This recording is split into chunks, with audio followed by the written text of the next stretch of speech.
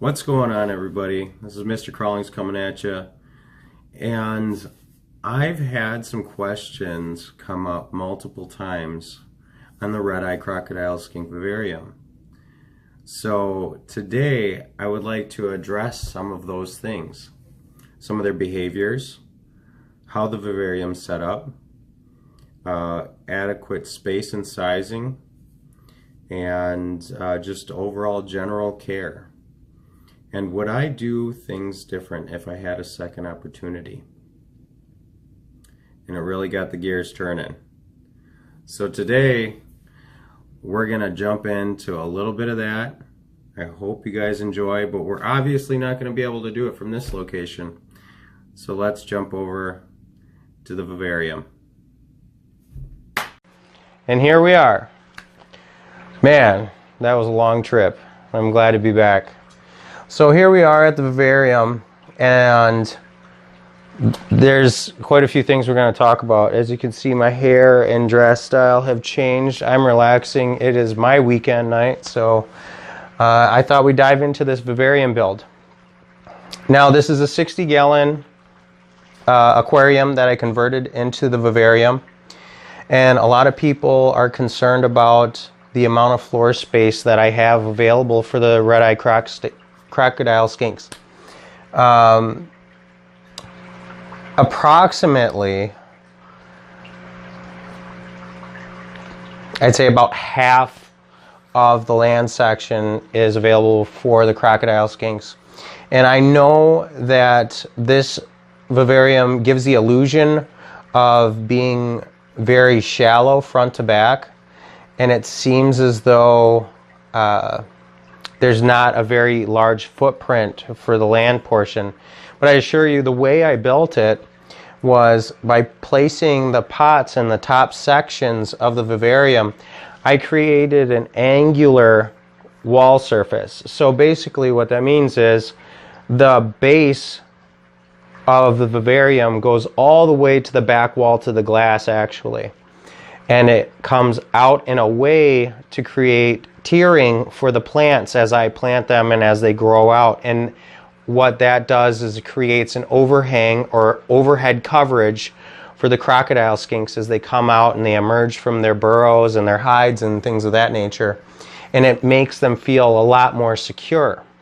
Okay, so there is still quite a bit of floor space, but with that said, would I do things differently? Would I allow more floor space for the red-eye croc skinks? And I think that's a great question. I absolutely would suggest more floor space. Perhaps if I were to have another chance to do it again and I wanted to build a vivarium, I would probably create only this small section here as a waterscape, and then have this rock work come over here. Now, it wouldn't give as much detail and depth and aesthetics as what you see here now, but I think this would be an adequate water area for them. Now, with such a small water portion, I probably wouldn't recommend keeping any fish. If you were to keep something, I would probably suggest maybe just like some grass shrimp, something of that nature, something that's very small. If you did want to fish, perhaps an otocinclus catfish would be good for algae control. They're relatively small. They blend into the environment, and then that's another thing to keep in mind. The crocodile skinks could potentially, they have the potential to pick off some of your fish. So there's that. Always keep that in mind. Alright, so with having a much smaller water section, it's going to give you a greater land space, and that's going to create more foraging and moving around options for your croc skinks to explore. What I decided to do instead of that was create multiple levels on the same floor space, so multiple tiers in the same footprint of land area. By adding this cork bark, there's tubes going through, ledges to climb onto, areas to climb up and explore along the sides. And even the hide in the back there has a hollow on the top and a hollow along the side, as well as they've dug underneath in my best efforts to keep them out of there with some screen mesh to divide the earth and soil layer from the lava rock, which is my biological media that's underneath this. In my best efforts, they've actually dug underneath there because they are a what I would consider a subterranean species. So it means they're not very arboreal. They're not going to use a lot of this. They're more terrestrial and definitely subterranean.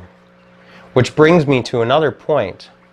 I would love to see one of my YouTube viewers, or someone in the future, or even perhaps myself, if I do continue to keep these, and that's something we'll get into in a minute, but create a subterranean terrarium. A vivarium would be fine. You could still add plants and things of that nature. You couldn't add the water feature, or you could if you got very creative with either some plexiglass or Lexan panels and silicone them into place with some aquarium safe silicone. But I think adding some black PVC piping cut in half along glass sections would, and coming up underneath lunar lighting, would create a very great environment for this species. And I think that you would get more viewing opportunities of your red-eyed crocodile skinks. Hang on, this lighting is a little dim. Let me brighten this up for us here. There we go. That looks a lot better, doesn't it? Yeah, everybody like that? So we're just interrupting the natural cycle. As you can see, the pitcher plant's doing very good. One of my subscribers said victory bell, so if you're a Pokemon fan, I'm cool with that. Awesome job. Great call on the victory bell for the pitcher plant. Which, actually, that sounds like a great name for the pitcher plant, is victory bell. So I'm good with that. You guys give me a thumbs up on the video if you think victory bell is a great idea. And so back to the build. So I think a subterranean vivarium with plants and appropriate soil will do great without as much water, and then just placing a large water dish in there for them to soak in. Another thing that I think would be really good for the red-eyed crocodile skinks, if you intended on breeding them, I think it would be very beneficial and lucrative to them to even be in a racking system, a small racking system, because they do like the overhead coverage. They prefer darker environments. I know in a lot of stuff that you'll read, they'll say that they're active in dawn and dusk and things of that nature. That's not really the case. Pardon me. They are active whenever you are not present. They are extremely shy species.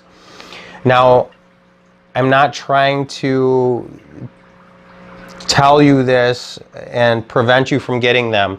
They are an amazing species. They're extremely rare, and I think us in the hobby need to do everything we can to captive breed them and keep them from being brought in from the wild.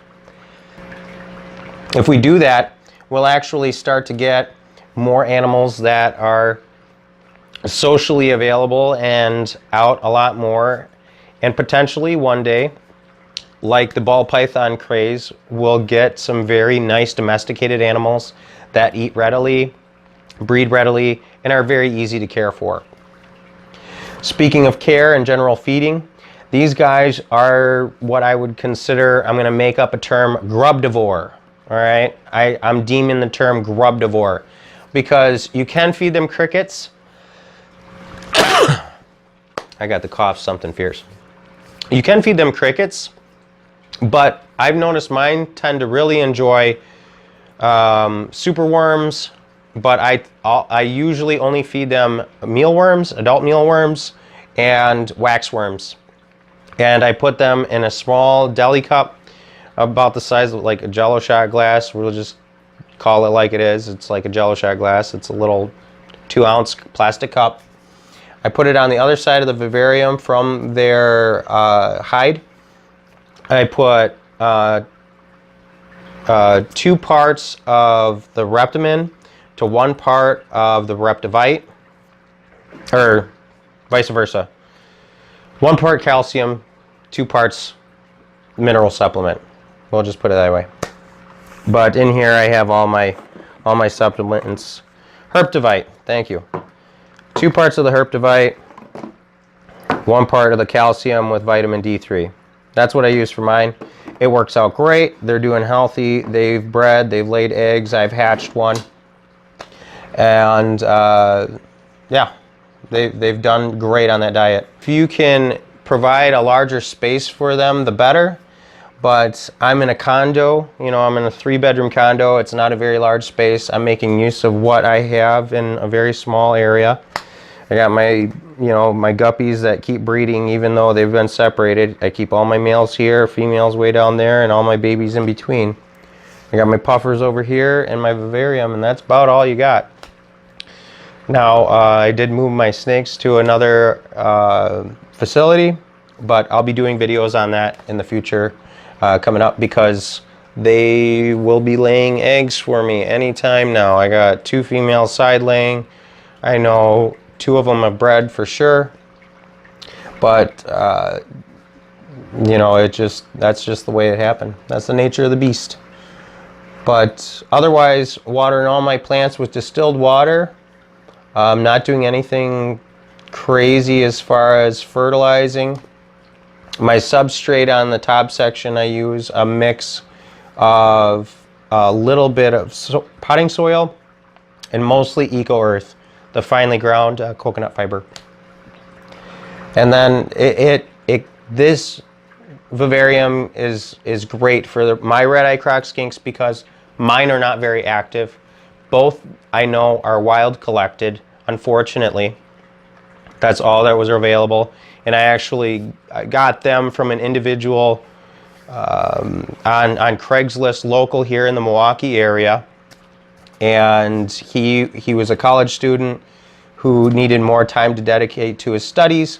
And I was very excited and pleased and happy to give them a more permanent home. And yeah, and so I created this for them. It keeps relative humidity at the minimum 80%. An 80-80 split is perfect. 80% humidity, 80% temperature, or 80 degrees temperature. And they will grow and thrive. Will you see them a lot? Probably not. You just won't. Creating this environment for them, it's made them very, very reclusive. And they enjoy it, because I do see them peeking out from time to time from their hide, looking for food and things of that nature. But mine are just not very active. Perhaps yours will be. Would I keep more red-eye crocodile skinks? I think the only reason, this question is, you know, would I keep more red-eye croc skinks?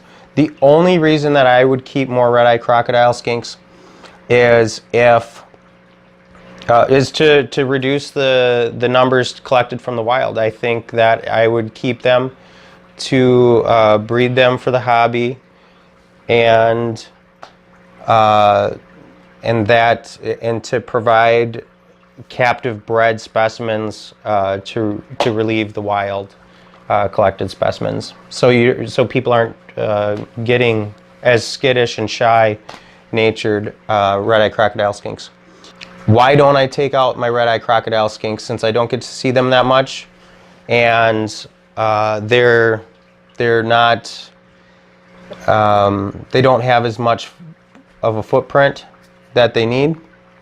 Because honestly, if I did want to take them out of here, I would have to basically rip this entire thing down to get them out, and destroy all the planting and everything else that I have going on, the filtration, to get them out of there. Not only would that stress out all my plants, the fish, and all the inhabitants, and the springtails and the biomedia and everything that I have going on inside of here, but it would extremely stress the red-eyed crocodile skinks, and just not good with any of that. I'd rather just leave them and let them be happy, and they have a little bit more swimming area, and they have their hides, they have multiple structures, and they have the ideal environment, which is exactly why I love this vivarium, and I won't change it for the world. You guys say what you want. I've said my piece. I hope you've enjoyed this video. And with that, like, subscribe, and comment. With our 100 subscriber, I know it's not a big deal to YouTube, but it's a big deal to us, and we're happy that you guys join us on these videos. So make sure you comment in the section below. If you keep it crawling, and you'll be eligible to win a Mr. Crawlings or Miss Crawlings t-shirt in the next coming up video. And I'll mention who you are.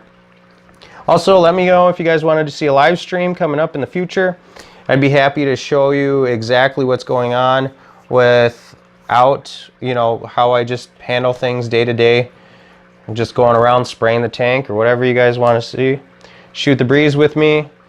We'll comment together, and we'll learn more about this beautiful hobby and keeping these amazing and unusual creatures. Until next time, this is Mr. Crawling signing out. And remember, if you keep it crawling.